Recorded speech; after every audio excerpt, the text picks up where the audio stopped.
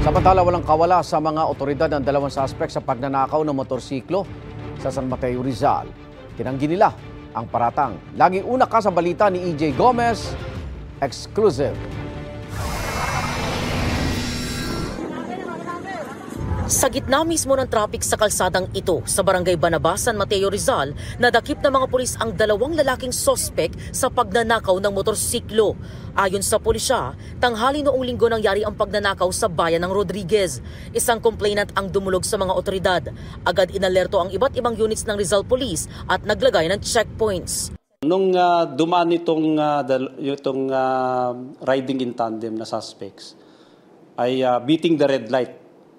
So, pinuntahan ng mga pulis doon dahil nung pagbit nila ng red light, natumba sila, biglang natumba. Then nung pinuntahan para tulungan ng pulis natin and ask something about them, it came out na ito yung description ng motor, ito yung natangay sa Rodriguez, Rizal.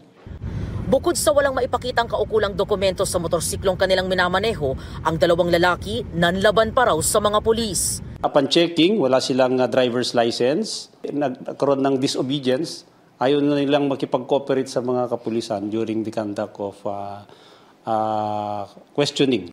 Na-recover mula sa mga sospek ang motorsiklong ninakaw. Gayon din ang isang .38 caliber revolver at 3 bala nito.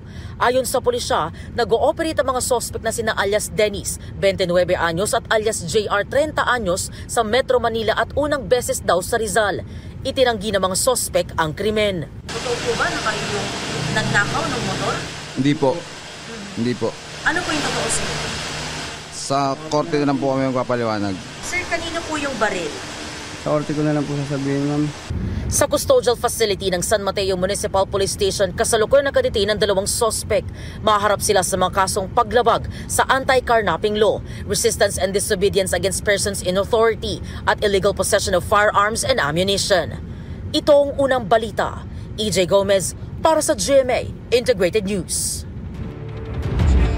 Igan, mauna ka sa mga balita, mag-subscribe na sa GMA Integrated News sa YouTube para sa iba't ibang ulat sa ating bansa.